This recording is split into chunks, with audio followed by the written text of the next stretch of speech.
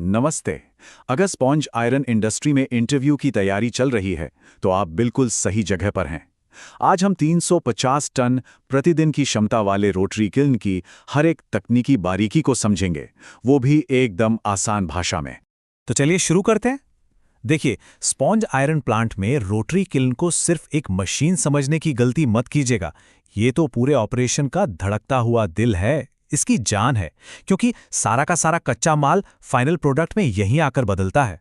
इस विशाल मशीन को बेहतर तरीके से समझने के लिए हमने इसे 5 मुख्य हिस्सों में बांटा है। सबसे पहले एक छोटा सा परिचय, फिर किल्न के शेल और उसके डायमेंशंस की बात करेंगे। उसके बाद इसका सपोर्ट और ड्राइव सिस्टम कैसे काम करता है। फिर आएगा कूलर और मटेरियल हैंडलिंग, और आखिर में इसके जो सहायक उपकरण और फैंस हैं उन पर भी नजर डालेंगे। तो शुरू करते हैं पहले सेक्शन से और देखते हैं कि ये मशीन असल में कितनी बड़ी है और इसका मुख्य काम क्या है। जरा इसकी लंबाई का अंदाजा लगाइए।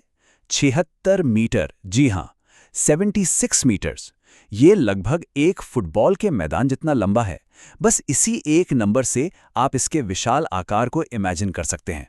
चलिए अब देखते हैं कि इस विशाल किल्न का ढांचा कैसा है। बात करते हैं इसके शेल और कुछ जरूरी डायमेंशंस की। तो इसके शेल की स्पेसिफिकेशंस देखिए। इसका बाहरी व्यास है 4.35 मीटर्स, लेकिन जो सबसे दिलचस्प बात है वो है इसकी मोटाई। ये हर जगह एक जैसी नहीं होती। आमतौर पर शेल 25 mm मोटा है, लेकिन जहां सबसे ज्यादा तनाव पड़ता है, जैसे कि गर्थ गियर के पास, वहां ये 40 mm का है। और टायर के ठीक नीचे जहां पूरा वजन होता है, वहां ये 60 mm तक मोटा होता है।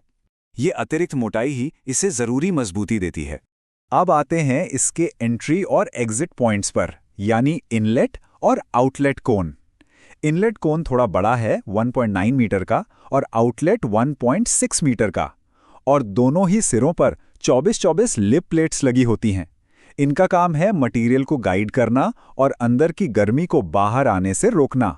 और क्योंकि यहाँ तापमान बहुत ज़्यादा होता है, इन्हें SS310 ग्रेड के स्टेनलेस स्टील से बनाया जाता है, जो कि बहुत ही टिकाऊ होता है।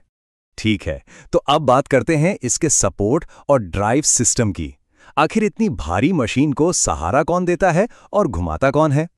ये देखिए, ये हैं वो विशाल टायर जिन पर पूरा किल्न टिका होता है। सोचिए, इसका बाहरी व्यास 5600 mm यानी 5.6 मीटर है, और ये मजबूत कास्ट स्टील से बने होते हैं ताकि इतना वजन आसानी से झेल सकें। अब यहाँ एक बहुत ही दिलचस्प तकनीकी डिटेल है। सपोर्ट रोलर की चौड़ाई है 680 mm, जबकि टायर की चौड़ाई है 640 mm। रोलर को थोड़ा ज्यादा चौड़ा क्यों रखा जाता है? इसका कारण बहुत सीधा है। ऐसा इसलिए किया जाता है ताकि जब किल्न घूमे तो रोलर हमेशा टायर के संपर्क में रहे और स्थिर सपोर्ट बना रहे।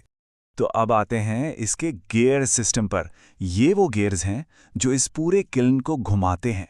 जो बड़ा वाला गियर है, जिसे गर्थ गियर कहते हैं, उसमें 132 दांत हैं, और जो छोटा गियर है, पिनियन, जो इसे घुमाता है, उसमें सिर्फ 15 दांत हैं।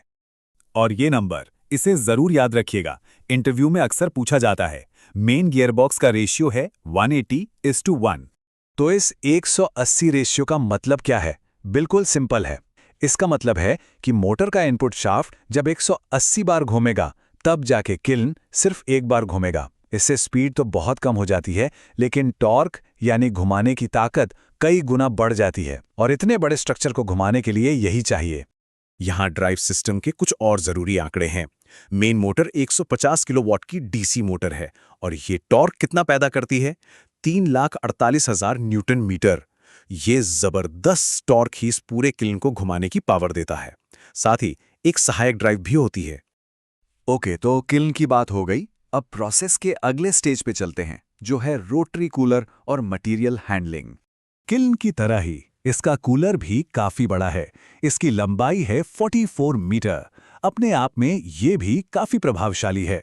कूलर के स्पेसिफिकेशंस देखें तो ये काफी हद तक किल्न का ही एक छोटा वर्जन लगता है। लंबाई 44 मीटर, शेल की मोटाई 25 mm, और इसमें 2 टायर हैं जिन्हें 4 सपोर्ट रोलर सहारा देते हैं। इसको घुमाने के लिए 90 किलोवाट की मोटर इस्तेमाल होती है, और इसका गियरबॉक्स रेशियो है 160:1, जो किल्न से थोड़ा सा अलग है। अब ये हैं वो ट्यूब्स जो मटेरियल को एक जगह से दूसरी जगह ले जाती हैं।